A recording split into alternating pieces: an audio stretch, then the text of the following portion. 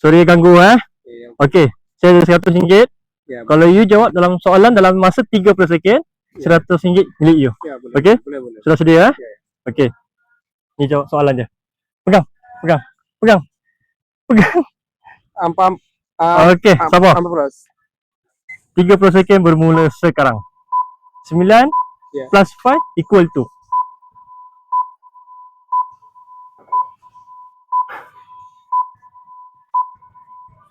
Kenapa? 9 plus 5 equal to kenapa? Wrong. Hah? Itu wrong. Tu wrong. Ya.